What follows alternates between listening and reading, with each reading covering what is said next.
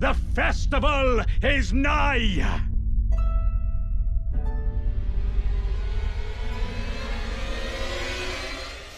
To go. NVCC versus Chris. Elden Squares week 5. Threep, center square. 3 Sentinel plus 0 weapon. I will go with Sewer Moog. Onyx Lord boss is the center square. This is a very interesting one. So the reason why it's so interesting is there's 2 ways to do the Onyx Lord. The first one is you have to kill Loretta and go behind Caria Manor. That is the fastest way to do it. However, unless there's a lot of Loretta on the board, which I don't see Loretta on the board today, it's a bit out of the way. The more synergistic way to do it is in Altus with the tunnels. But that takes longer. So that's a decision immediately the players will have to make. There's a lot of tasty squares to go for here. We have 3 paintings that you can set up. Onyx Lords as a center is attractive, but then there's also... oh man, there's way too much. Okay, hang on. We've got avatars. Yeah. We've got catacombs. Catacombs can be fast. Black Knife can be something you can set up for later. Physic Tears-ish. There's a lot of easy ways to do that and sync up, maybe. There might be a lot of synergy, like on the way, for example, to paintings or whatnot. Yeah, so looking at the board, we always like to start with the early rushes. In terms of the rush squares, Falling Star Beast can be done very early. We haven't seen it as much this season, but it is a very great early rush square because you can get a Somber 4, 5, and 6.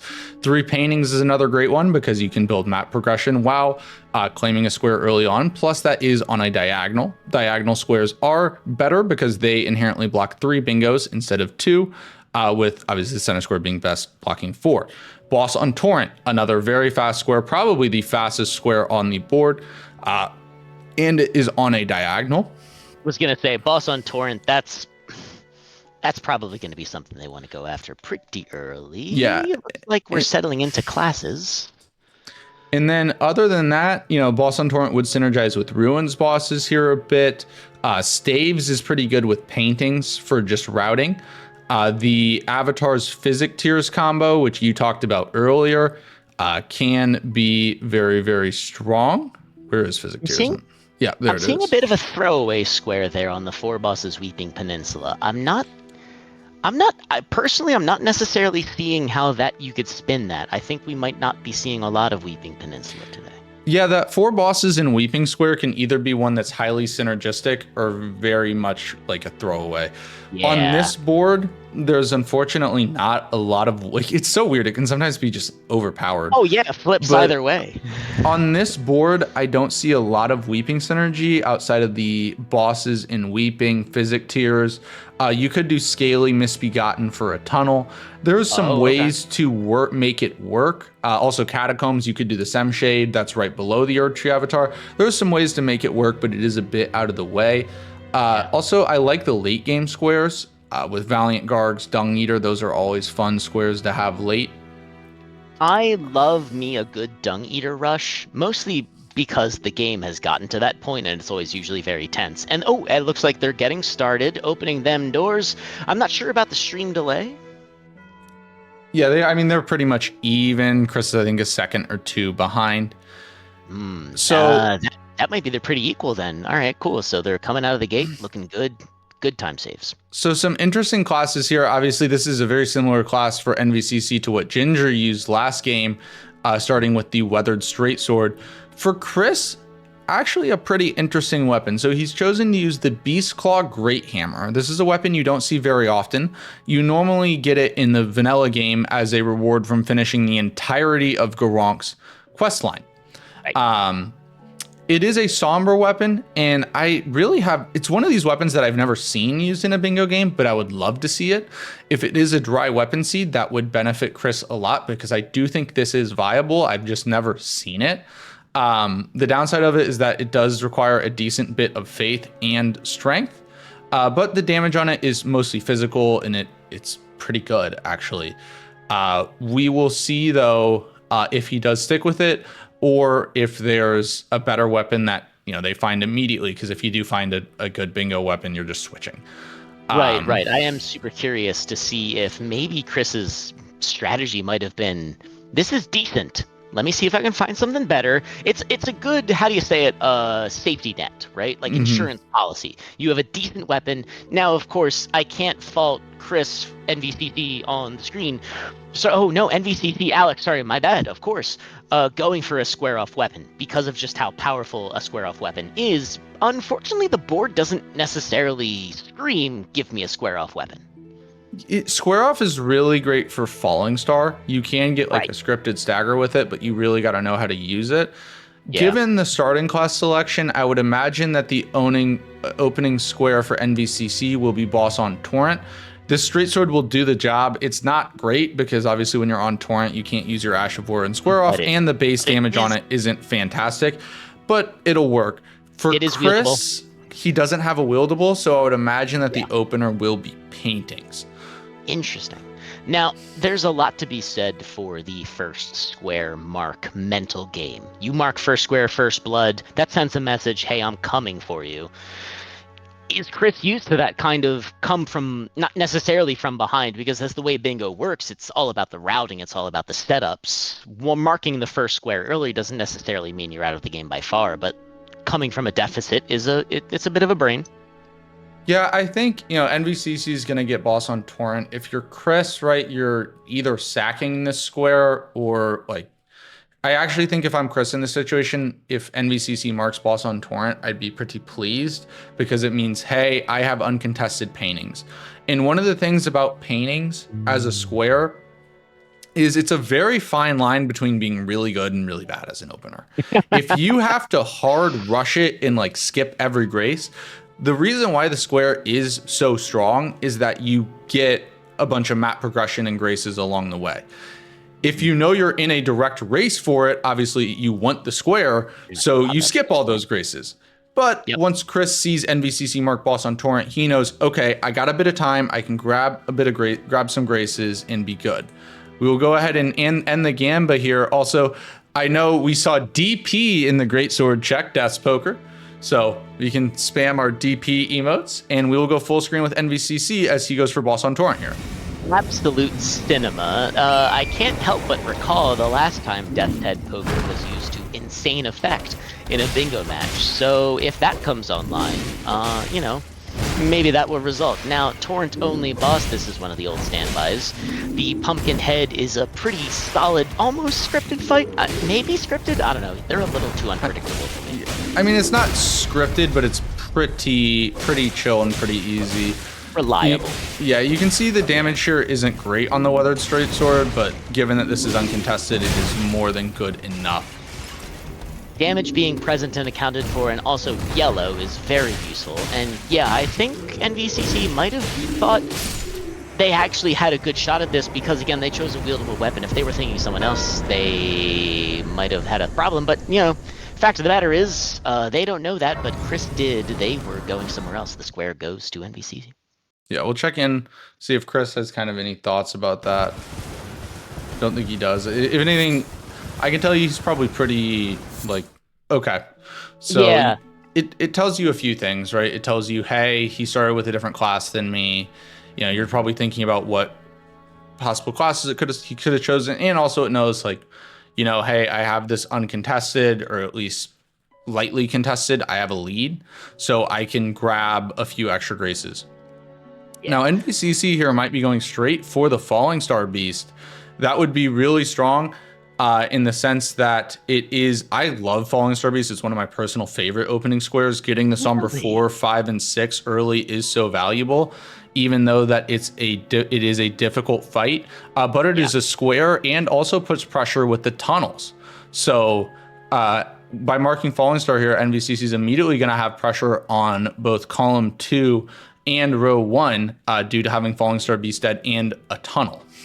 In terms of sending the brain game, that's an actually fantastic option. The column itself is a bit difficult for a quote-unquote bingo option, but it definitely will send a message, right? Of the, hey, well, I've been doing this. What do you got? Yeah, so he will grab the rot grease here. Sometimes with square off weapons, it is better to not grab the rot grease if you have the broadsword or the Lordsworn straight sword. But on Weathered Straight Sword, the base damage is horrific. So you really do want to get the Rock Grease. And actually, NVCC decides not to do it. Looks like he might just be doing a bit of normal setups, getting this for later. And in a way that kind of makes sense. There's a chance that Chris could have done this as his first square. So I'll go get Feroth. Also, you can get the Sword Seal, give you a little bit more damage and survivability, and then come back for it. And he could even grab the painting here, just kind of double prep, say, hey, okay, let's see what Chris does. If he does Falling Star Beast, then I get paintings. If he does paintings, then I get Falling Star Beast. It's an interesting direction. It does feel like Chris has opted for the I am going to establish map presence and do some basic stuff, while NVCC has opted solely for the I'm going to rush that square and then I'm going to rush whatever the thing else I can want. I'm curious as to how that will play out on the board, because it doesn't seem like there's an easy bingo, at least as far as I can tell. Yeah, I don't see something rushable. NVCC is going to do a roundtable check here. Weapons are going to be interesting this game. Anytime there's Death's Poker, it makes for a very interesting game, because Death's Poker is incredibly strong, but also it's a very unique weapon. You have to know how to use Death's Poker.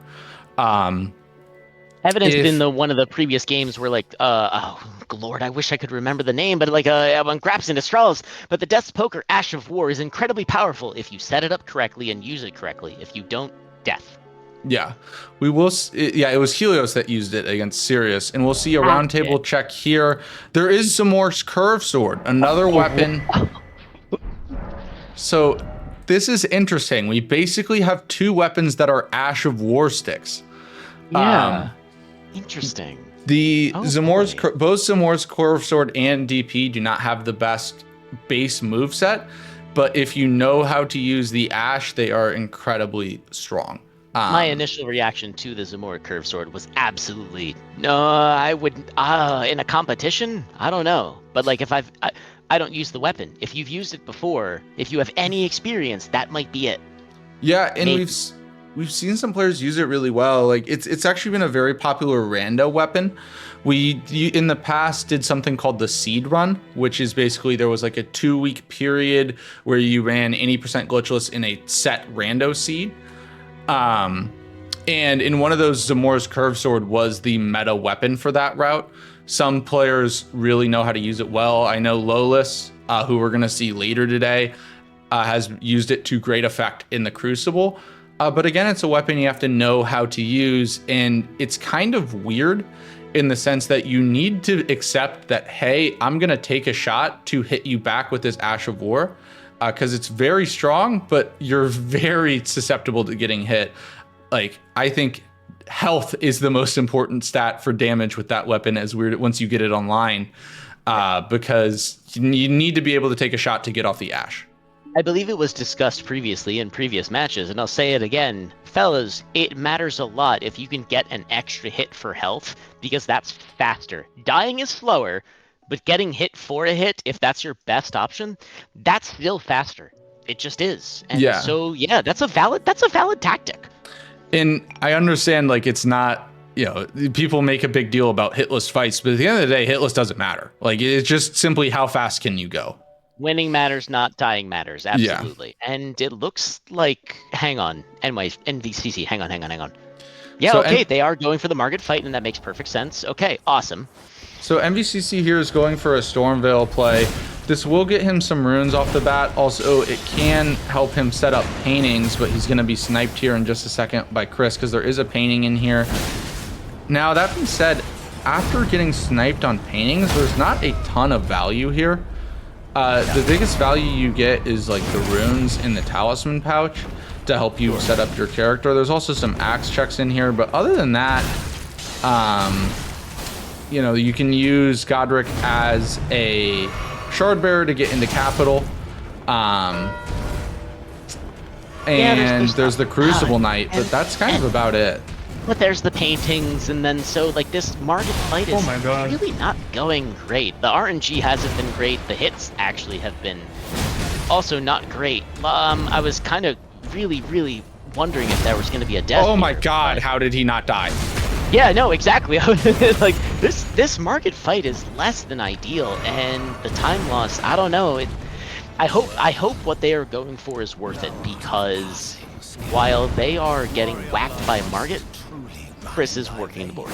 Yeah, I think the idea was to try to go for greedy paintings with Stormveil. Yeah. At this point, I would finish the fight. Like, you finish a fight for runes and for Stormveil progression for later, because you can't help set up Zamor with these runes. Right. But I can't imagine there's any play in Stormveil after this at this point. 3 Crucible Knights is a pretty late square. You do get access to one in Stormveil, but you're not going to do that right away. You will just sit on your prio here. It's funny.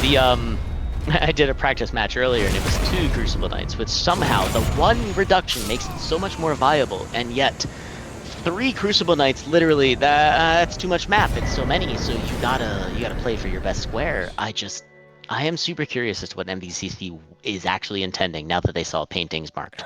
And it looks like they're going to go for Death's Poker rather than Zamor. This is kind of an old school play, one that I like, but is a bit of an old school play. It's something that Dino used to do a while ago.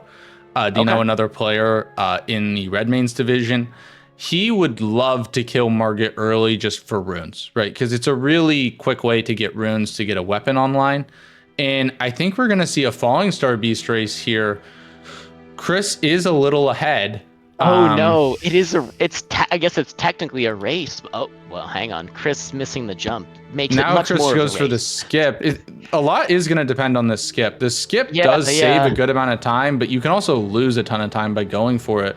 Chris is going to go for the skip. I wonder, and he's having issues with it. Oh my God. Hey, all right, now he's bailing out. That's a big time loss now because NVCC is almost even with him, and NVCC is going for the skip as well. If NVCC gets this first try or second try, he will be in the lead, actually. And they go 2 tests. No. Okay, they're sitting. They're so close. They're so close. Yeah, and honestly, everyone the skip is a little finicky. Everyone has their own way of doing it. I did not love his camera alignment for the second jump. That was very scary to me. Okay. And now he has 1 health and goes down. So Chris is going to be well in the lead on this one. Now, if NVC doesn't, they don't know what we know. If NVCC doesn't pivot, this is going to be really tragic. Just genuinely tragic of the Grecian level. Well, Chris only has 1 flask because he got hit and he switched a lot to blue for Death's Poker, right? You want your blue with Death's Poker. So there is going to be there is opportunity for a mistake. Falling Star Beast is probably the most difficult early game fight that you can do. You are not supposed to be doing this fight +0 at all. It is not intended. The players will do it, but it is definitely not intended to be fighting the players fighting the Falling Star Beast with this amount of vigor and this weapon level, even though you have Death's Poker, which is a very strong weapon. Additionally, the Falling Star Beast does not frost, so that is a lot of the value of Death's Poker taken away. And the damage is not looking super great, but it is yellow. Yellow damage is better than not yellow damage, so, if they keep up this lead, I think they can pull this off before NVCC gets to them. Yeah. Also, I will say, to Ellie's point, Falling Star Beast might be one of the best squares to get sniped on because you still get the somber, 4 and 6, and then there's the 5 right outside the tunnel. It is by far the best way to get an early somber 6 online. And that's why I love this square so much, because even though it is... And Chris dies! Oh, no. And now NVCC is going straight into the fight. Okay. All right. Then, hang on. This just instantly became way more interesting. And NVCC has 4 heals and a blue, so he's in a much better position going into the fight. All right. If they don't execution problem, then I'm going to go with this is a reverse knight. Yeah. I'm actually a little surprised. The damage on Death's Poker is so not great. I would consider using the straight sword and applying rot grease to get the rot off. The rot does a ton of damage. No. It's an excellent strategy, but when you're in the mode, when you're thinking, man, I gotta do this. I've been there, right?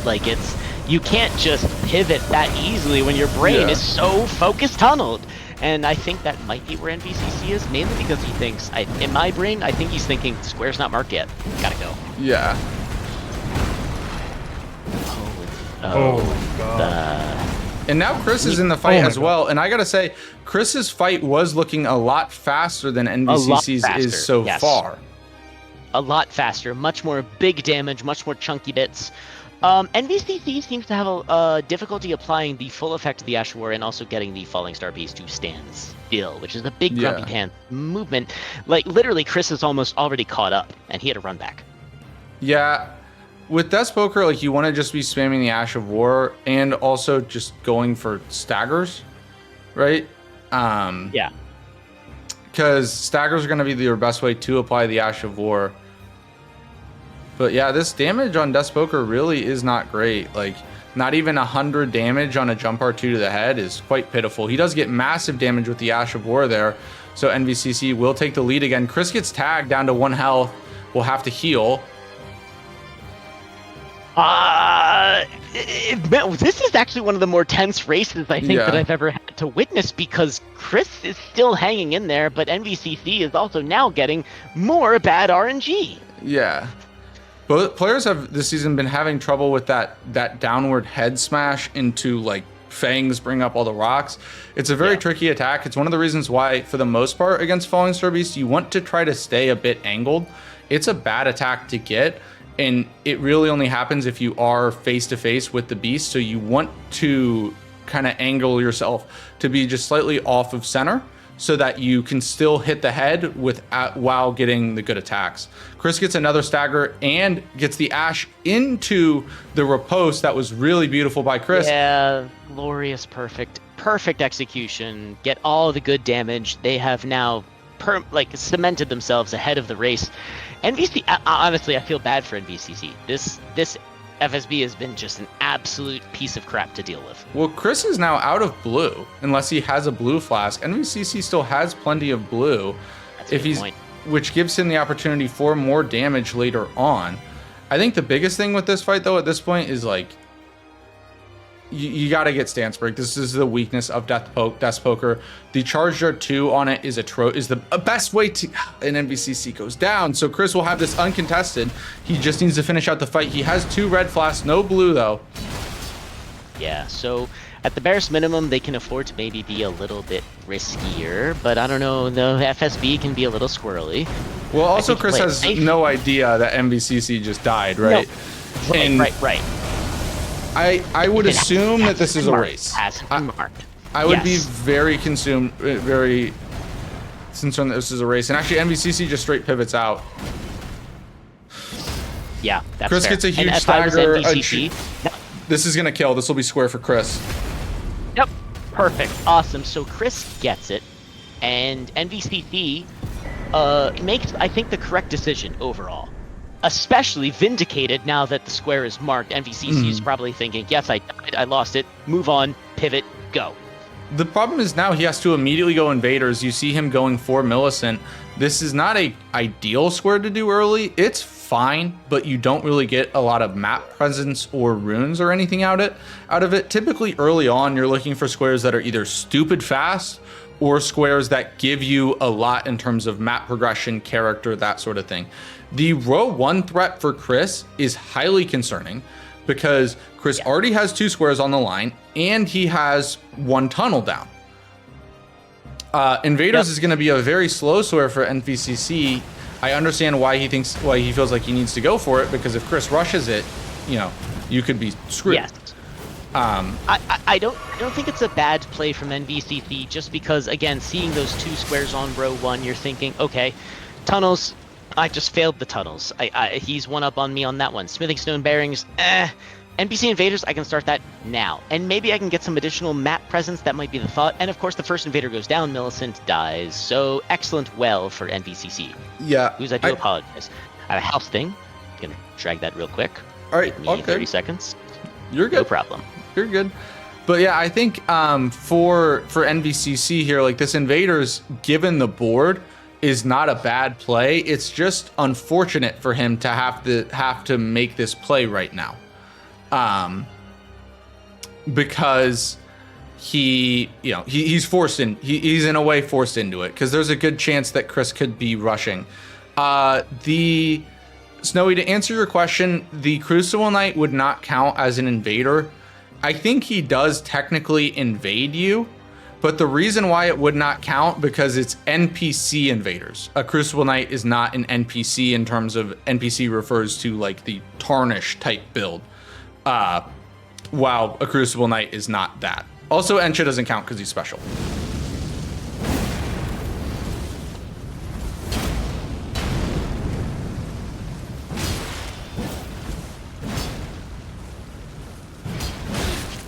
Really?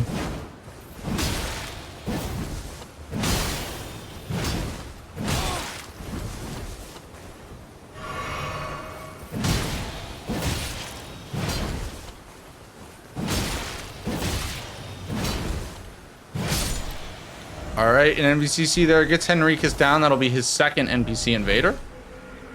And as a reminder, everyone to chat, never own a home. Or do, like, I don't know, whatever you want to do. But yeah, no, so it's interesting because I like the idea of going for NPC invaders just to forestall that line. It's a fairly dangerous line.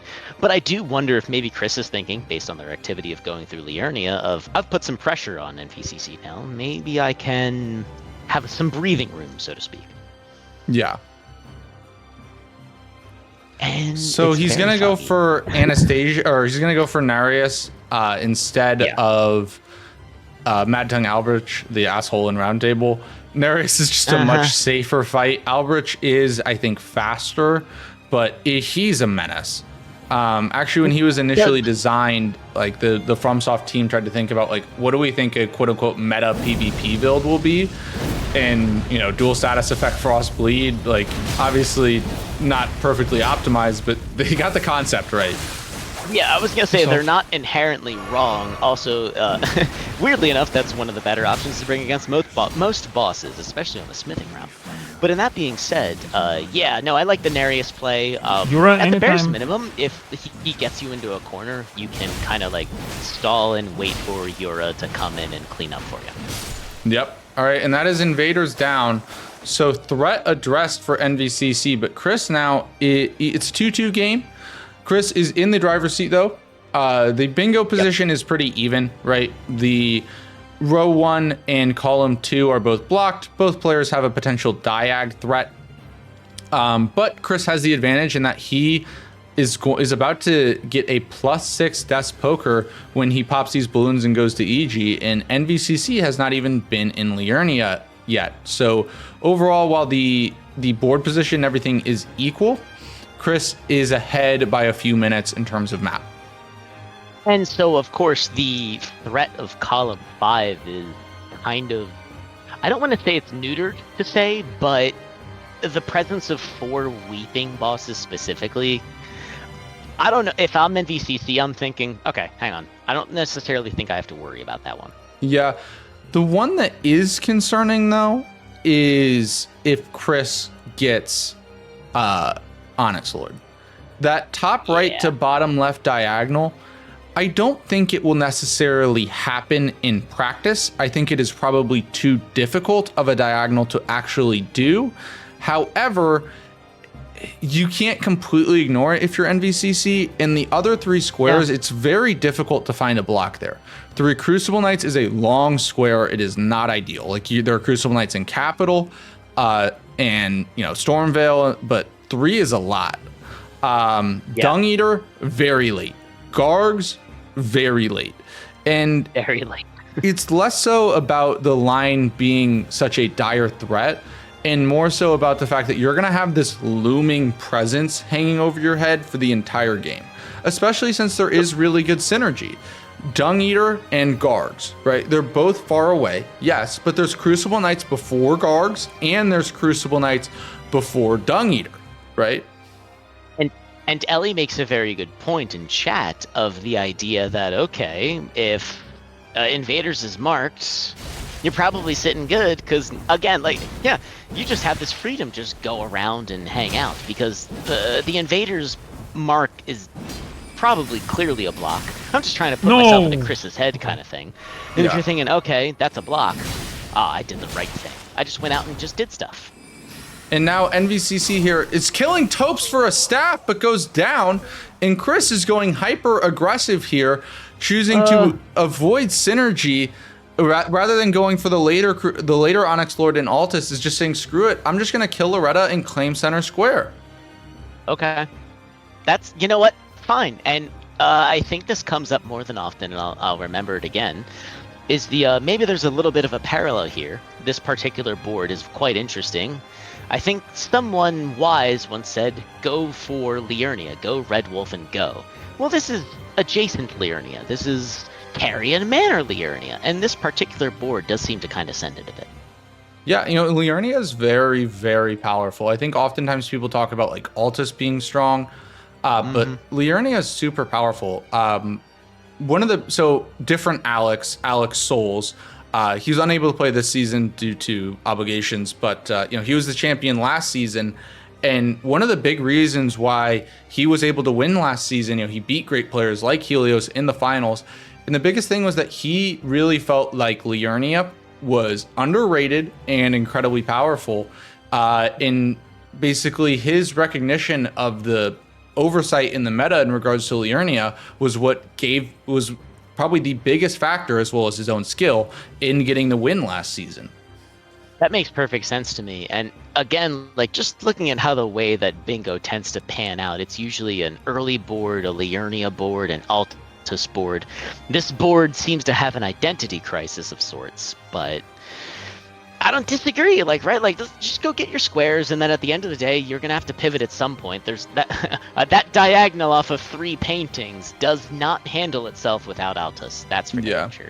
And Chris can set up an auxiliary threat here. To Ellie's point, you do, while not insane synergy, you do get Liurnia bosses off of this. So Chris will get 2 Liurnia bosses, one from Loretta and the other from the Onyx Lord. So he could kind of feint the bottom left to top right diagonal, and then maybe look at applying pressure on column 5. And as we went big with Chris here, I was a little concerned that initial Ash of War didn't really land, but the damage does seem to be present and accounted for, so hopefully the enormous tush of the horse doesn't deter them from their victory. Yeah, I will say though, Death Poker, not the best weapon for these 2 bosses, both Loretta and the Onyx Lord. They're both fairly resistant to magic and immune to frost.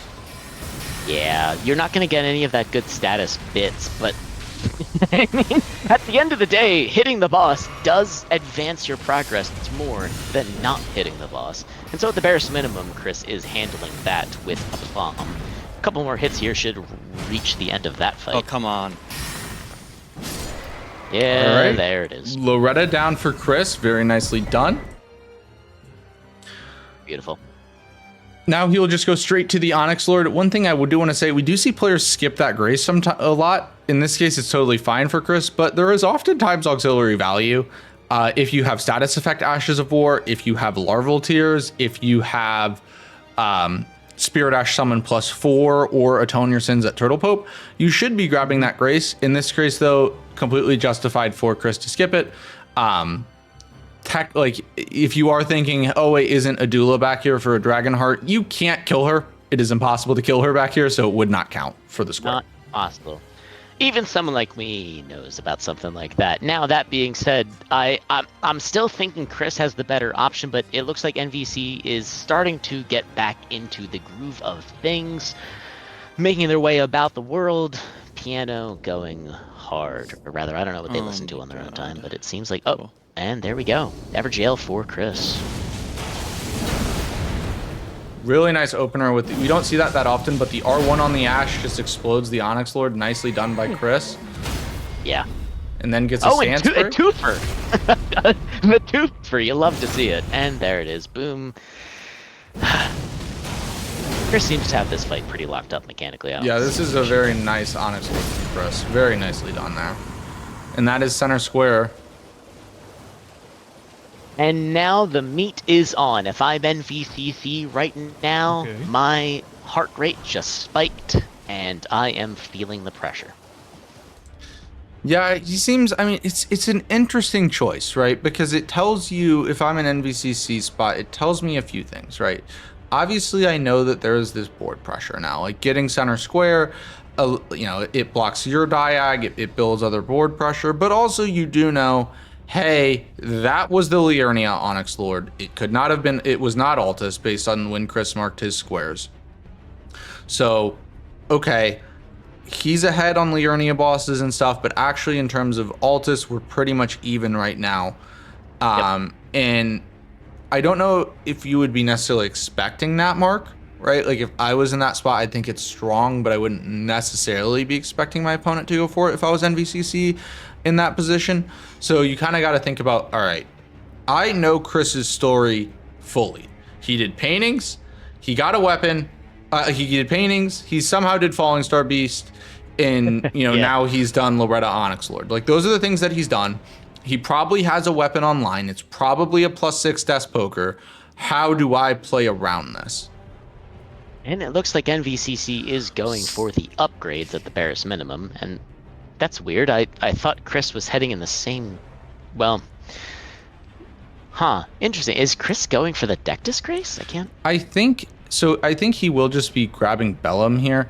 I actually like this a lot for players because one of the mistakes I see players make a lot where it's like, okay, I don't know exactly what my next move is right now, and I need to figure it out.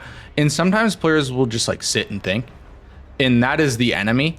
What you want to be doing is like, all right, what running section do I know that I'm going to have to do at some point that I can do while thinking? I'm gonna have to run the Dectus at some point. So I was gonna say I don't want to bring it up again, but yeah, no, you mentioned this before in a previous match, and it made perfect sense. Exactly, if you have running to do, Altus squares are on the board, you might as well, if you need a thinking time, make progress towards that, because it doesn't.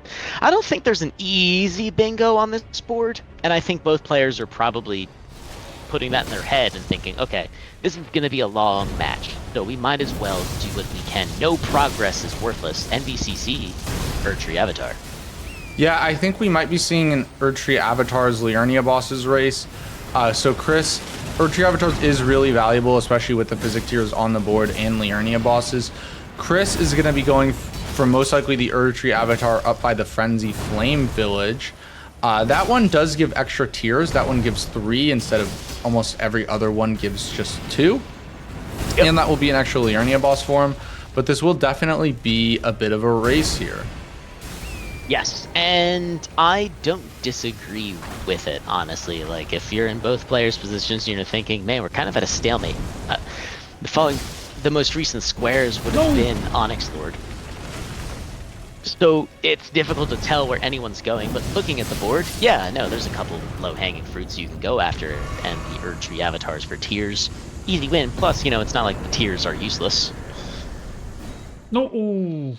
Oh, mistake by NVCC there. He warped just slightly too early, did not get the tiers.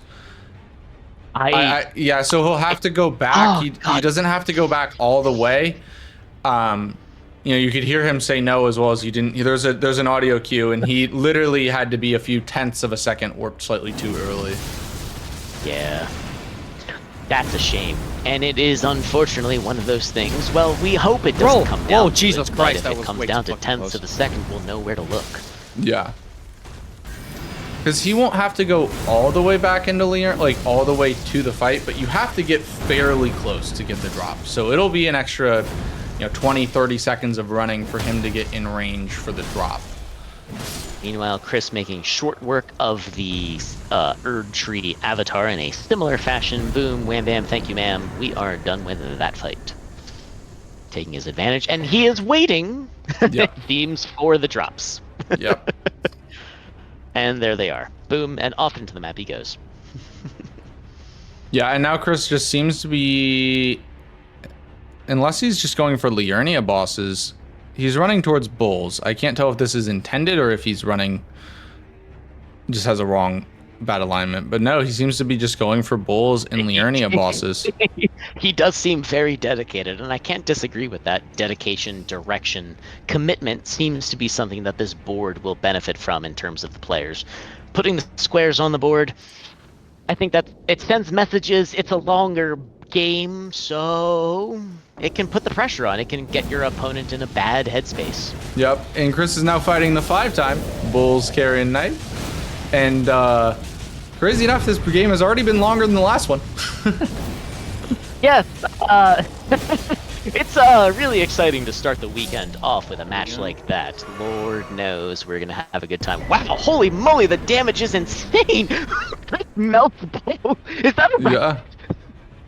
Yeah, that is +6 Death Poker. Death Poker is crazy. Like, there's a reason why Death Poker is now the best weapon for any percent glitchless in Elden Ring. It's a crazy weapon. Oh my goodness, 5-time champion goes down just like that. Easy win for Chris. Yep. Meanwhile, the board is live, and NVCC finds themselves in a fun place in Caelid. Okay, NVCC's going aggressive. He's going for the Dragon Barrel avatar for Avatar's Physic tiers, and as well, he could pop either, like, he's going to get a ton of runes from this, so you could either go for 30 Arcane or just, you know, level and progress your character. He needs to be super careful, though. This boss is crazy high scaled. If you're used to rando races, this boss's like scaling value for the location is very similar to that of Malekith the Blackblade.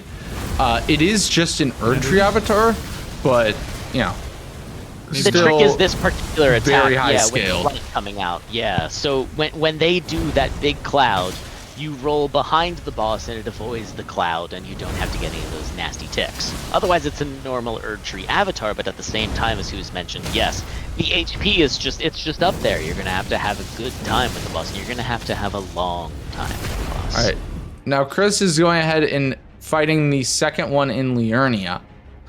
So this will be both of their second avatars. This will also be a Liurnia boss for Chris. Ooh. And everyone, if you're looking at the scaling, that's the money right there. One single avatar is going to go down, boom, just like that. And meanwhile, NVCC still isn't even halfway through this Caelid monster. Actually, wait a minute, are they thinking? No, they're still in the fight. Okay. Okay. No, he's just running away. A lot of times players torrent away from the Elden Stars Jr. attack. I love me some torrent to escape that. It's a common tech. You'll see it a lot. And this it's going to be a slog. Yeah, Alex is going very safe. Like, he probably could greet a second R1 in there, but is just going really safe. Chris is going to go for Royal Revenant here. This will be his 6th and final Liurnia boss to claim the square. Revenant is getting blasted, but he needs to be careful. Not a lot of health, and Revenant can combo you and destroy you.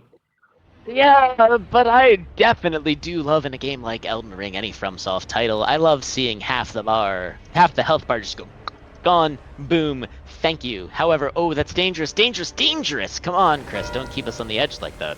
And Chris does get the square. Yeah, Alex is being very careful here. You know, the Ash is where you're getting the majority of your damage, but he's just trying to be very careful. It is easy to do the Ash and then get caught and die, because he cannot get hit a single time. This fight has to be hitless, so he is just going slow, taking his time, getting his staggers, and that's when he's doing big damage with the Ash. Effective, but slow. Yes, it is. They have committed to it. We can only assume that they think that this is in their best interest in terms of time. But I don't disagree with the notion that, oh man, that must be crushing to see your opponent just mark a square. Especially with it being Liurnia bosses, because you now know, hey, they very well could have done 2 avatars. Yeah, and of course, you know, they might not have, but they might have. And that's the glory of Bingo, the mind game. The idea that, oh, beans, maybe column 5's not that great, but that diagonal sure is tasty. And if you're focusing on that, well, then that means your opponent can do whatever they want. Man, and NVCC gets the stun and finishes it off. Like, there it is. Very, like, Sheesh. It wasn't as fast as it could have been, but overall, that was a very nice fight and a great job by NVCC. Wait to get the tears. Okay, he did get the tears. He did get the tears. Yes. I heard the noise. he took it. I was gonna say, took his time. Made sure he got it. That gives him much better stance. This is 4-2 looks nasty, but this has just become much more of a game with that kill. Okay, he gets those tears. Now, if I'm him, you want to find the next Erdtree avatar as fast as possible. It's kind of decision time. Like, you have 3 options, right? The least synergistic one would be the one in Caelid. like the Right. one in Caelid proper by Rotview Balcony. That also might be the fastest. Your other option would be the Weeping Avatar. That one is good because it's a really fast fight, even though it is a bit longer to get to, and also as a weeping boss, potentially sets you up for Catacombs later with some shades. There's some value in that, and you can grab a Physic tier along the way in the Faith tier. Now, the third and final option, which is the one that NVCC is going for, is the one that Chris did earlier. There's pros and cons of this. The pro is that it is the most synergistic avatar. Even with Liurnia bosses off the board, you get an avatar, you get 3 Physic tiers instead of 2. You also set yourself up near the Black Knife Catacombs, so you could get both a Catacomb and a Black Knife there. However, it's slow, and we see Chris now rushing to the one in Caelid, which I think is the fastest avatar available to them. I do believe that this one in Caelid would be the fastest given both of their map position, and it's very likely to be a snipe because this is a lot of running. You do get auxiliary value, right? You set up Dectus, you set up other squares, but losing this avatar square is going to be tough. As a big fan of Torrent, I'm thinking time on Torrent is going to be the key here, and I think I agree with your assessment. I think Chris has this. It's that sucks. Yeah. NVCC. Like, it just genuinely, it's really bad. But I don't see any way around it. If you're NVCC, I think, well, actually, hang on, they're going for the deck display. They're going to grab the Grace at Dectus. It's part of the other auxiliary value. So you grab the Grace at Dectus and then run up. And it puts them near that Black Knife Catacombs. This actually isn't too bad for NVCC. At the end of the day, they might see that mark and go, okay, I've already got my Black Knife play, let's go. If that's what they're thinking, that might be really excellent. Otherwise, they have a really bad chance of getting caught out really naked by Chris. Wow, that's a lot of damage. Love that. Love to see it. Yeah, it's further. I believe Chris's Death Poker is +6, so he does just have a damage advantage as well. That goes back to why I like the early Falling Star Beast so much, because Alex's is only +4. And also, because Chris actually did Chris has like a build online, which is crazy. Because Chris did the Frenzy Flame avatar first, he has the Magic Shroud cracked here, giving him extra magic damage from Death Poker. Really smart by Chris. And that's the kind of thing that we talk about with bingo synergy, squares feed squares. There he goes. Chris marks another one. If I'm NVCC looking at this deficit, I'm not happy. I don't have an obvious bingo. I don't have a real true obvious play other than those. I think I need to rush these now because it seems like Chris is doing way too well. Yeah. And also that Magic Shroud Cractor is huge. I know Ellie is DP's strongest stan. And like she's always like, yeah, if you're using DP, you need to go get the Warrior Jar Shard for the Ash of War buff. But I mean, the Magic Shard cracked here because the Ash of War, except for the initial poke, is pure magic damage. It actually should mathematically be an even stronger buff than the Warrior Jar Shard. Like that Magic Shard cracked here with Death Poker is really strong. I do think that is true. What the Warrior's Death Shard would, ordinarily, if this weren't a bingo match, give you some kind of synergy because you have extra talisman pouches. However, chat, and anyone who might be unfamiliar with bingo, it's not how bingo works. Most of these players aren't operating with a full spec'd out available build. Yeah. And also that Magic Shroud is just, it only affects the magic damage of the weapon, but it is a 20% boost to magic damage, while the Warrior Jar Shard is 10%, but only applies to the Ash. Yeah, 20%, do the math yourself, 20 bigger than 10, yeah. It's not too hard to figure it out. Bigger number, go burr. Bigger number, go burr. Speaking of big number, NVCC picks up that good source heal. Yeah, NVCC's in a lot of trouble here. This is the point of the game where it's very tricky, right? So for Chris, I'm thinking, all right, square-wise, I'm dominating, right? Mm-hmm. I'm looking very good for a majority win here. As a result, I need to shut down the board. By shut down the board, I mean block all the bingos. I would, bell bearing hunters is a good option. Whatever you can do, I'd be willing to trade down, like trade squares like 2 for 1, maybe even 3 for 1, if it means that I get the block right and crush all of his bingos. Because even if it's 3 squares to 1, right? Let's say this is a 7-5 game. You're up 2 squares. You have the bingos blocked. You have a weapon advantage. I would take that situation every single time, personally. I don't disagree at all in the slightest. I think if you're Chris, you think, okay, if I could lock up a column 1 square, I'm good on that front. And then at that point, you have a pick and choose situation. And the board is not necessarily conducive to a bingo, but there are squares that feed into on themselves. And if you're in the position of Chris, maybe you go hunt for a bingo. I don't know. I don't know what's in Chris's head, but I do know what Chris should be feeling is elation, unadulterated dominance. Yeah, very dominant early. That was a great call by you. And I think in terms of bingo hunting, every player is more or less aggressive. I know my personal taste is a bit more defensive, where it's like I like to cover my defensive bases, block all the bingos, and then at that point, if I'm up on majority and all the bingos are blocked, I can go bingo hunting, right? Like at that point, I can be aggressive because the threat of the counter isn't as strong. To put it in like a fight term, right?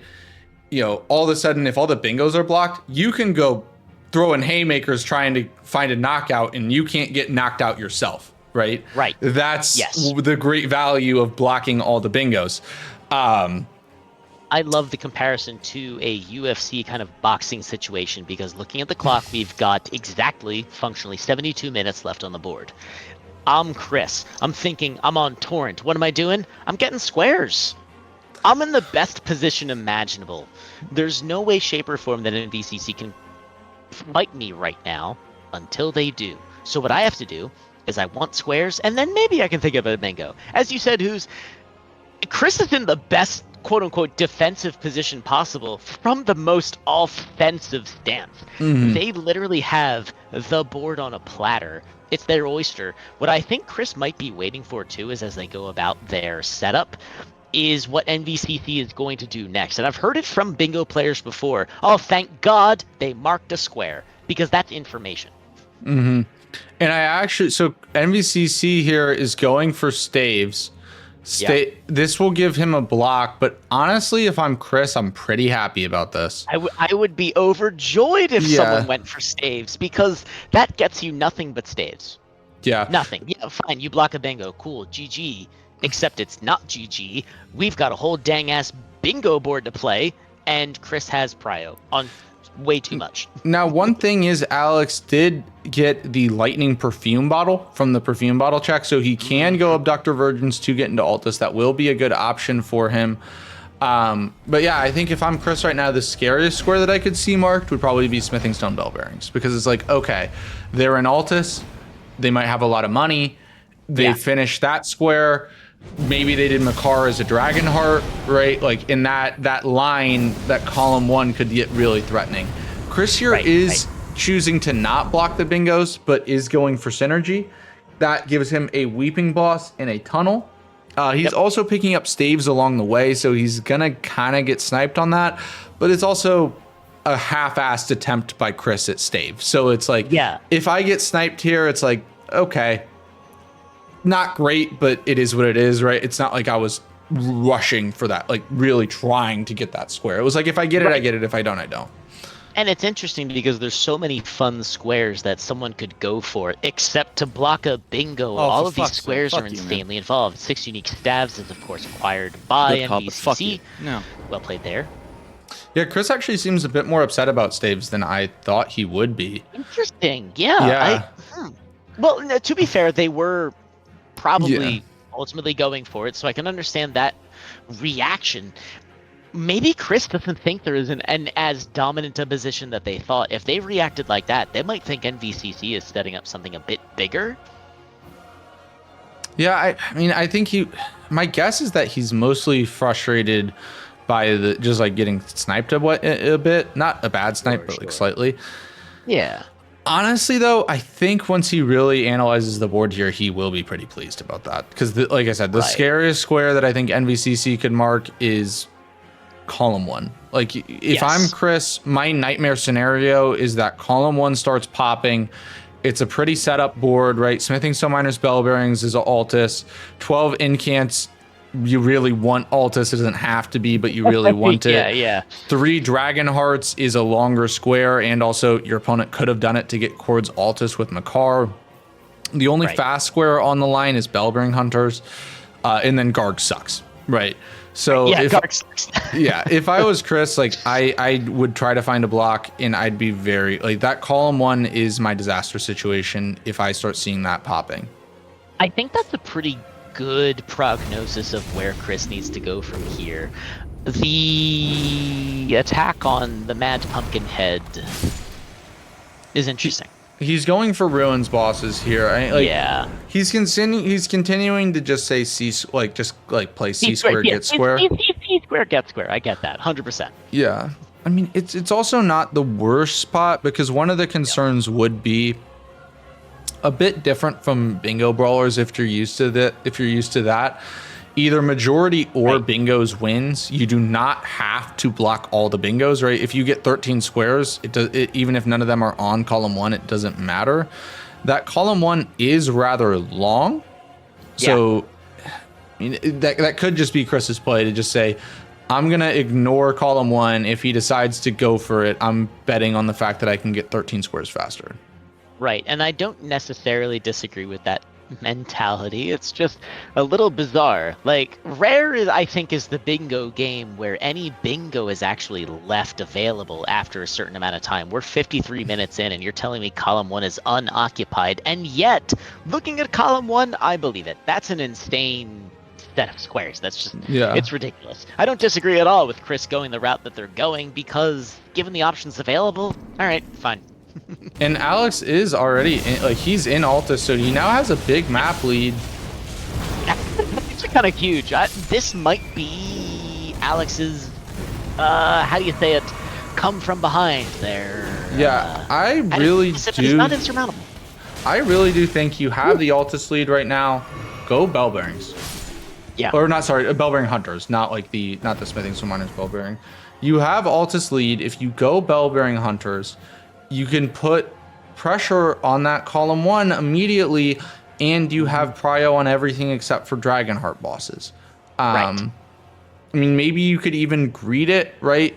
This might be a situation where you need to pull a Stocko. What he likes to do is he will leave squares hanging. Like, he will do 80% of a square and then just leave it. And he's basically just playing. It's a very risky game, but it's the game of like, I'm going to pray to God that you don't finish this square. And then that way I'm going to mark something else, then immediately get this square too. And all of a sudden, like, what I thought was safe is now just an avalanche, like, piling on me. They do have the free throw chain kind of mentality of, oh, look, I've been given the ball and I'm at the field goal range, so like might as well just throw it up. And it seems to work out. Now, that being said, again, I can't help but say, like, man, this board sucks. It's really not good. In terms of easily accessible squares, 2 Black Knife Assassins is probably one of the easier ones, but it doesn't get you much in terms of blockage or squares. Honestly, in terms of bingos, the board is basically done. I assume that NVCC Alex is on the back foot and Chris is feeling very good right now. Yeah, Chris is going to finish tunnels here, just continuing to play C square, get square, looking for the square in row 1, column 3. Meanwhile, NVCC here, I mean, it would be nice to get tunnel. No, he's actually going for Magnus the Beast Claw right now. Okay, that would be a square that they could possibly contest. Obviously, Chris isn't going for that at all in the slightest. I don't disagree with C square get square, but if I'm NVCC, I actually don't know. I don't know what you do. I don't know how you contest this. You're 4 down. You have no obvious bingo. I think you go for square. I just don't know. That's such a bad position to be in. Of course, Chris is going in. Yeah, the one nice thing about Magnus is not only is it a square, but you also do get a somber 6 from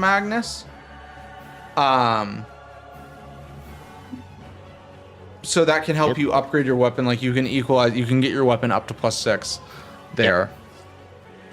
So you get the thing is, you get a better weapon, but at what cost? You're 5 squares down. We're almost an hour into the match. I don't. Yeah. Also, you do like the information game is important at this point, right? By doing Magnus, you do tell your opponent, Okay, so "Hey, what- I'm an Altus," right? Like Yeah. that is the downside of this.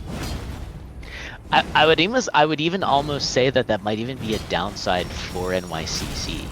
If you Really? signal to Chris that you're an Altus, Really? what Chris thinks is, in my opinion, is there's no way column 1 gets bingoed off of me. So that means I can just keep here. getting squares. He only needs 5 more to claim majority. Yeah.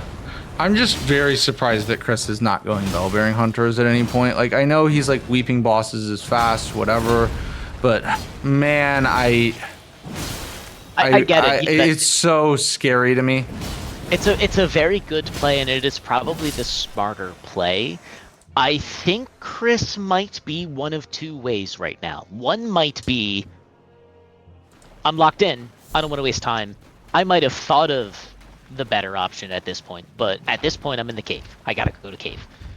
If we see them pivot off, then that statement will have been correct.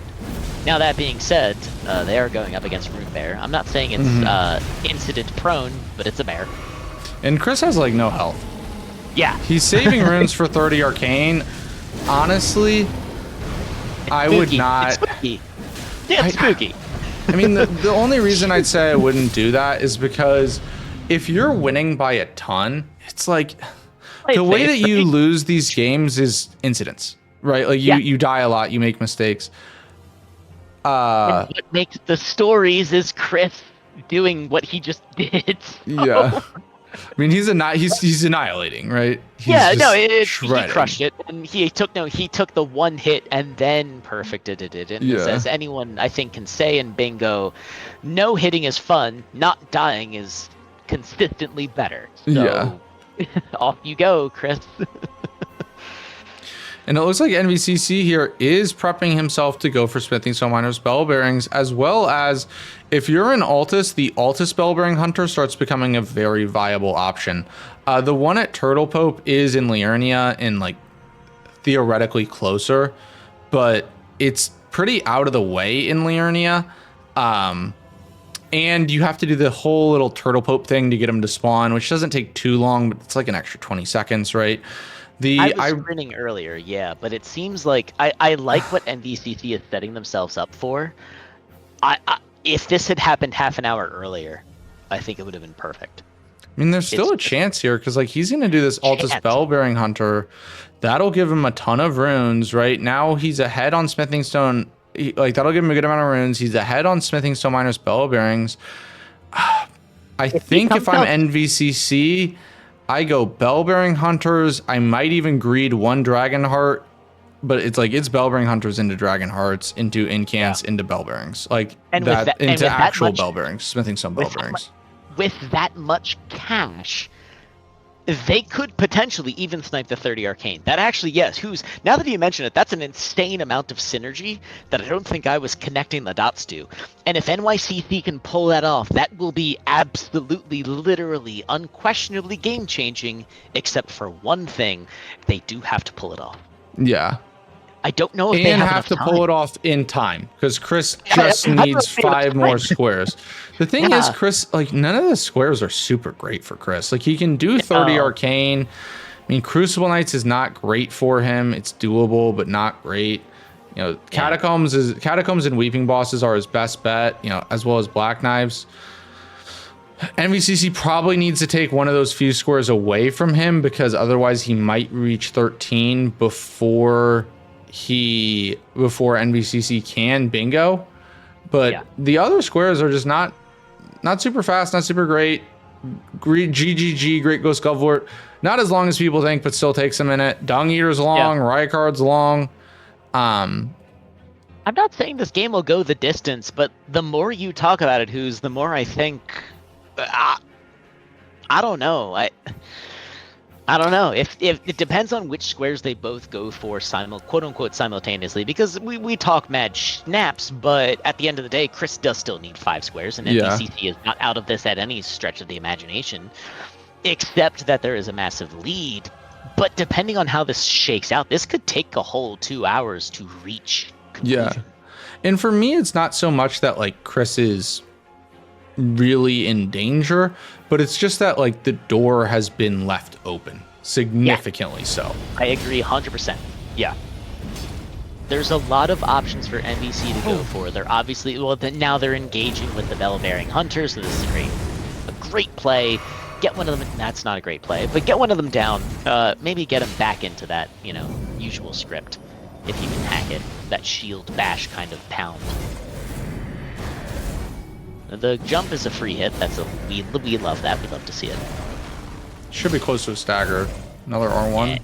They seem like is. they have this fight locked up. The bell-bearing hunters can be tricky if you're not used to Where's my them, follow-up? but for bingo, this should be old hat. That's bad. Oh, he's That's dead. bad. That's bad.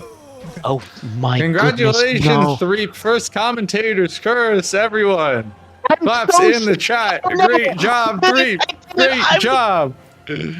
Oh no, NVCC, I'm so sorry. I'd like to say you're the first person I've cast or cursed. Anyways, moving on. Chris looks like they're working their way through their next catacomb. Lo siento, mea culpa to NVCC. It happens sometimes to the worst of us and the best of us, which I would happily place you in the latter category. Meanwhile, Cemetery Shade for Chris. The damage is insane. Unless they get bleed procced into Oblivion, combo wombo, this should be an easy fight. And Nicely done by Chris. Where's my lock? you love to see it, and it looks like NVCC is going back to the Bearing Hunter. Meanwhile, I will keep my mouth dang shut. Jesus Christ. Yeah, the key is to talk about how bad the players are doing, and then they do better.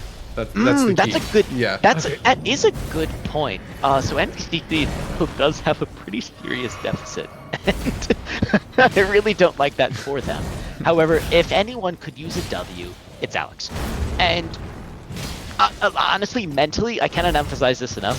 That matters so much. Like when you're in it to win it, and you've been on a trick. Oh, no. Getting that one win, enemy defeated, it feels so good. And there's weeping bosses for Chris. He just went and annihilated the Erdtree Avatar. That's 4 for him. He did Rune Bear, Erdtree Avatar, Semshade, and Scaly, Misbegotten. And so, chat, go back and tag me when I said, there's no way no one's gonna go for that one, except someone did. Their name was Chris. They're 3 squares away from victory. Once again, I really don't think column 1 is going to be a threat. And so if I'm NVCC, I see that square, you're in panic mode. I honestly think one of the biggest stories of this game, and it was something that we talked about earlier, I think Death Poker is just such a unique and learned weapon, and I just feel like Chris has been able to, granted it's also a lot more upgraded, but he has been able to utilize it much more effectively than NVCC has. I don't disagree at all. Yeah, no, I think that makes perfect sense, and I think it came up in chat earlier with the curved no! Sword.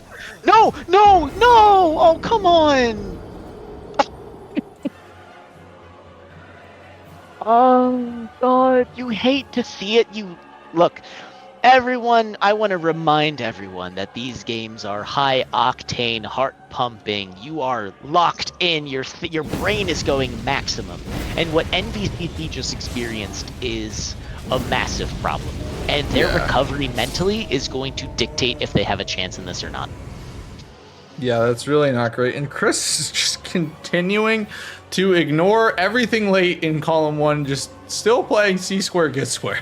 I don't disagree with Chris's prognosis because Alex hasn't marked a square in so long. They clearly are thinking, I can just do whatever I want. Yeah, but I mean, he hasn't marked a square in so long. It's realistically possible he could have 1 Smithing Stone Bell Bearing, 1 Crucible Knight dead, 2 Dragons dead, and 10 incants. There's a world, like there's been enough time. It's not true in reality, but there's a world that was possible, right?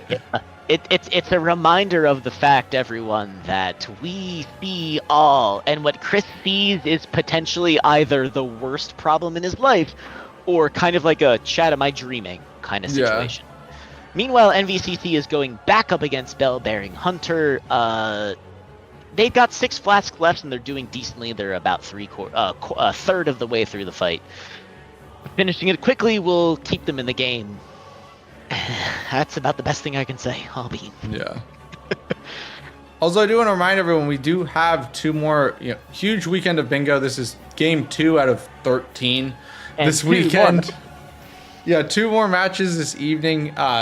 This evening we have 2 big ones in the Crucible. The first match is going to be Sci-Fi versus Dagger. Both those guys are fighting for a playoff spot and potentially a top seed in there. And then we have another match, which very well could be a 1 seed decider when the season is over. We have undefeated Snowy going up against 4-1 Lowless. So we have 2 really great matches and very excited for them.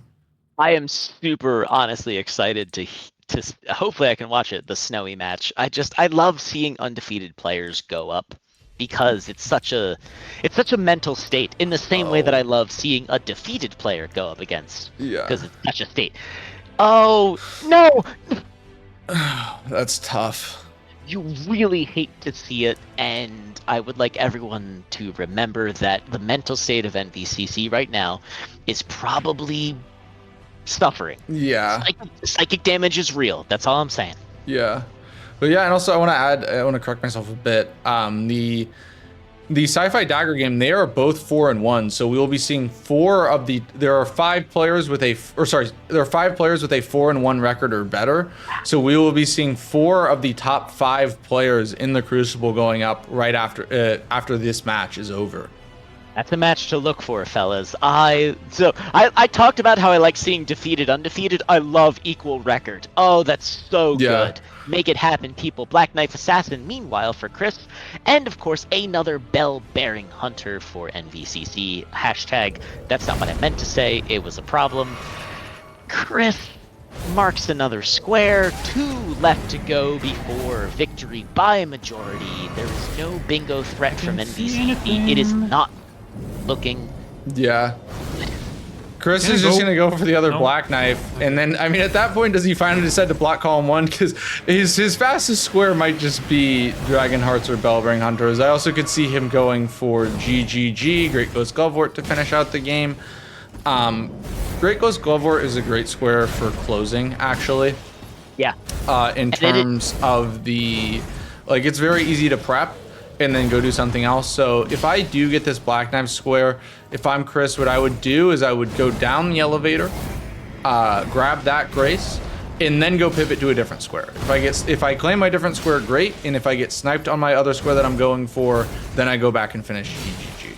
In terms of the Book of War, one should prep 2 squares minimum, correct? So therefore, I think that sounds perfectly legitimate. Also, the fact of the matter is NYCC, sorry, I keep wanting to call them New York City. Alex is probably going to mark this square.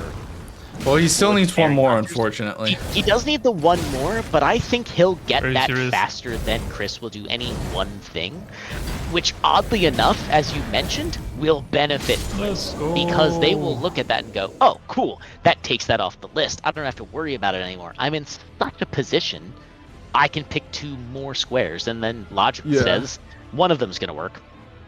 And actually, no, Chris is probably going to get this mark beforehand because he's already at the Black Knife. What a delight for Chris, you. but what a hit for NVC.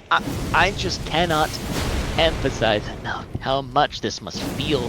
Chris is a seasoned athlete, so they're probably feeling good, feeling chill. They might be a little trembly, but they've learned how to turn those butterflies into pure zoning it in. Emphasis on the fact that they're going to obliterate this assassin within 1 more hit.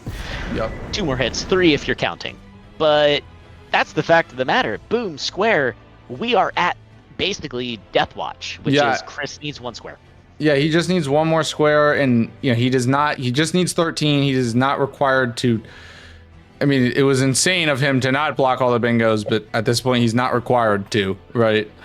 Yeah, I see column 1, and I think there's no way I would ever even think about that until it was 11 to 11. You know what I mean? Yeah. It's just, yeah, the right half of the board is easy pickings, and I honestly NVCC went for that. They marked the squares that they went for. It's just Chris's choices were spot on, and like you said, the Falling Star Beast getting them that the stone upgrades. Oof. Having that damage on hand to just eliminate squares, beautiful.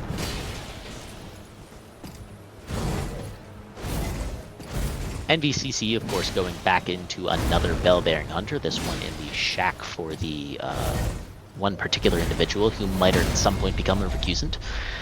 This fight looks like it's going a lot better. The scaling is, of course, better, so easy win. Yeah, easy win. I'll refresh his stream there. There we go. Love it. See, there you go. You mark a square, you're still in the fight. It's about going the distance. Yep. And Chris sees that mark, and honestly, I would Feels great. just send GGG. Great Ghost Glove I think. Feels great. Torrent knows it, everyone knows it. It's a shame, but Chris has prio and just about anything they want. The board is their oyster. Chris got memed. Chris had the thing where Torrent dies and then his character dies right afterwards. And that's why we don't sing the end of the game until it's the end of the game. Yeah. Though, I have to ask, why would NVCC be contesting Smarg? Is this for the heart? I mean, Dragon Hearts, like, even so, like, your best way to win it. Weapon Yeah. Too? Like, there's no other better dragon, I guess. Okay. Yeah. Man, that sucks. That's gonna. I understand that kind of desperation of the idea that I don't have any other option. I think this will be a good one. Man, that sucks. And Chris is also going for Dragon Hearts, actually. Yes. We see him going for a Gil. So that means NVCC is still in their good brain. Despite being down 7 whole squares, they are making correct tactical decisions, and that's what you love to see. The game is not over yet. Yeah, I mean, obviously he has to snipe Chris here. Right. He's got to push it. Chris needs to play this smart in the sense of, like, the only way you lose this is by getting sniped over and over again. I would kill 1, maybe 2 dragons, and then, like, I know he's discouraged because he did get memed and die going to GGG, but I would still go down the elevator and grab that grace, right? Yeah, like you absolutely prep a second square, because the fact of the matter is it's been done before. It'll probably happen again. The man could just get sniped until he goes down. Yeah, and Chris is actually pretty limited on his options. He doesn't have Altus, right? So yeah, your options for non-Altus squares at this point are pretty limited. Like, you can make incants work, but it's not ideal. Same thing with Crucible Knights. But, I mean, really, your only 2 non-Altus squares are Great Ghost Govlord and Dragon Hearts. I was going to say, you know what you could also do potentially is you might make a play for Rykard, but because I don't remember if Chris did Chris do Red Wolf yet in Liurnia in the castle? No. Okay, so he would still have to get through that, so that's less of an option that I was considering, because you do that skip, you can go over to Rykard, you get yourself a nice big stick. It's a gimmick fight. Pick a shield, like he has a shield, so you can do the cool pokey bits. That's an easy square. You could set that up. I can see that maybe being a last resort. In terms of just assured, constant, consistent square. That being said, NVCC gets the second Dragon Heart down first, just ever so slightly. Yeah, and I think he has a better grace for Exikes. Chris, this is where Chris has to double. He's gonna go Exikes. Like, this is opening the door up for, like, Snipe City, right? Yeah. I don't want to necessarily get too excited, because off of the heels of last game. Oh, he's going Magma Worm. He's going Magma Worm. Okay. I still think as long as NVCC has a clean fight, I still think he wins this. Except no, NVCC is also going Magma Worm. He's not going for Exikes. I was gonna say, like, yeah, if you do a diff, but no, I think all Yeah. things considered, if they do the same dragon, Chris wins. Yeah, MVCC only play there was like it's possible for him to know, but the Yeah. only play to snipe was Exikes because he was right. That Grace just south of Millicent is right next to Exikes. And that is the literal definition of why reading your opponent matters so much, because on that cusp of, if you think you're going for the dragon, you have to go for your best dragon, but you also have to know what your best dragon is. And Yeah. NVCC's hesitation is going to let Chris, potentially, skill issue aside, sneak in. Yeah, especially because this Mad Worm does not. I mean, it hits.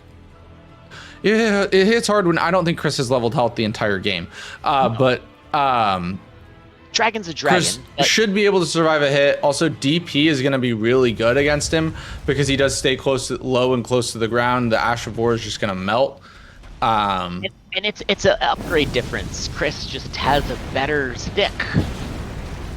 Stick better. So there it is. The first opening salvo doesn't get a lot, but does get something. He's got plenty of chutzpah. God, the damage! Oh goodness! Oh no! Yep. Well, Chris is in the thick of it. NVCC is running, but unless there's an incident, this might be it. He goes again for the long-range Ash of War. I guess he's just trying to do damage while he thinks the dragon will still charge, which is fair, because magma worms tend to be grumpy pants.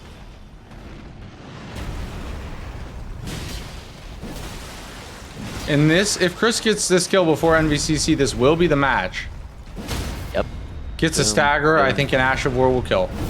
God, the hits. I love Yep. our Yes. charged R2s, but the fact Very of the matter nicely is, we just- done by Chris. That'll Yeah. be the game. GG's to And Chris. GG's, Thank God. fellas. Did he go for Imagine Great just Ghost Love hitting Ward? the boss with attacks. Yeah, a That'll do very it. dominant win by Chris there. Nicely done by him. We were gonna bring the players in just a second for a post-match interview. And just to remind you, stick around. We got 2 more huge matches in the Crucible. If you guys don't know what the Crucible is the second division of Elden Squares. There's incredible players in there as well.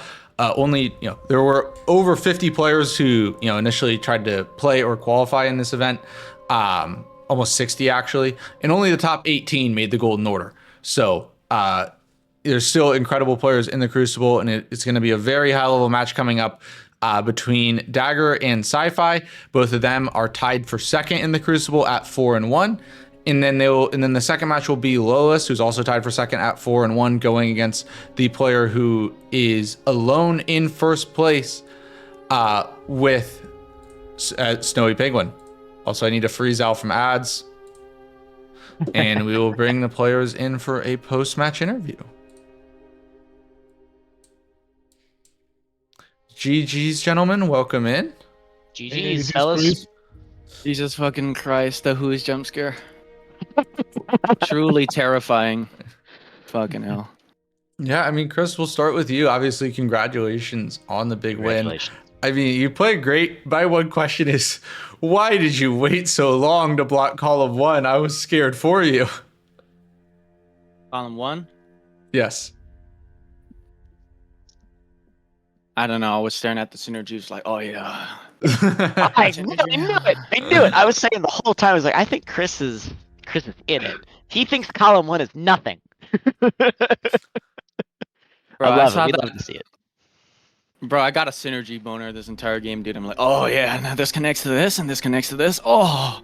Well, you were making Tetris pieces all over Yeah. the board. It was really exciting to see. I mean, you overall, Yeah. like, it was a crazy fast game, like an hour and 17 for, 13 squares. This is incredible pace. I was just like, I was concerned. I was Yeah. like, Chris, block the call 1. I know he hasn't marked anything, but how do you not know he doesn't have like 1 bell bearing, 11 incants, 2 dragon hearts? Like, it's possible. It was driving me a bit crazy, but overall, I mean, you played great, man. Congratulations. Thank you. Were you going for Great Ghost Glove Ward last thing? No, I wasn't. What were you doing? I last was fighting square. my last Dragon Heart boss. Oh. Dragon Hearts was a little closer, I think, than y'all realized. Yeah, that was tight. That was. Were you that using was- Death Poker as well? Yep, +4. Yeah, I Only think plus that 4. I think after the big beating Magnus. You just I did- didn't want to go for +5, and I felt like I didn't really, like, it will not really make much difference. Mm. Yeah, I think the biggest difference in this game, honestly, in hindsight, goes all the way back to like first. I think Chris was just able to utilize the Ash of War a bit more effectively on the Dust Poker, and also the Falling Star Beast. Right, getting the 5 and 6. Chris's Yep. damage was just insane, and I think that was really like the biggest point of the match where it felt like it really turned in Chris's favor, and then just continued to go from there. Alex, do Same you mind? here. Alex, Yep. the board looks oppressive, but we all It know does. that. So we watched you fight the whole time. I was just wondering. I wanted to know what was your initial plan, and at what point did you decide to pivot off of that initial thought? I mean, my initial plan was looking at either row 1 or column 2. Mm-hmm. But then when I died to Falling Star, when paintings got marked, I Yeah. figured that's not gonna work. Chris, just for you to know, there was a couple of snipes. The one that hurt the most was avatars because I was looking at row 5. Yeah. My plan was I'm gonna sneakily get some Dactus. I was on the way to the 3rd avatar. I I see. semi-prepped staves. I had one ruins boss, which I thought might not necessarily be like priority for me because it killed the Urnia bosses. Could have been Right. the Revenant. But I thought I have a shot at this line, and I could just do those first squares and then skill issue to Valiant Gargs until the end of time. And then You on were the doing way to the Valiant last avatar, Gargs? you marked it. What? Sorry, what was the question? No. He Did I hear wasn't Valiant doing Gargs? Valiant Gargs. He was just talking about like planning. He wasn't actively doing Gargs. He was just talking about No, like his I was not. idea. I was just thinking of line 5. And then Yeah, when you it's marked avatars, I kind of lost will to live, to be completely honest. And I was like, Gotcha. column 1, I saw column 1. I was on Altus, or going to Somber Bow Bearings, I have priority. Incantations, I have priority. But then I skill issued on the freaking Bell Burning Hunter like 3 times in Altus. That And was that also didn't feel good. rough. Yeah. Mm. So yeah, it was. Well- it was like just general execution issue. Yeah. So, That's fair. I whatever. personally have no further questions, but GG's to Yeah. the both of you. Yeah, GG's. Congratulations. Honestly, dude, my initial plan was to actually get like 6 staves and sneak that 3rd bingo, but like you got 6 staves, I'm like, fuck, goddamn. Oh, interesting. So that actually was something we were talking about. We were thinking that you actually would have been pretty thrilled about that, but okay. Yeah, well, GG's, gentlemen, GG's. Congratulations, Chris. Chat, please be sure to follow all these guys. Also, make sure to sub to Chris Cross on YouTube. Just put it in the chat. And I want to say a massive thank you to Threep for joining us here today. It was his first time doing commentary, and he did a great job. Really appreciate having you here today, man. And we will be back in just a bit.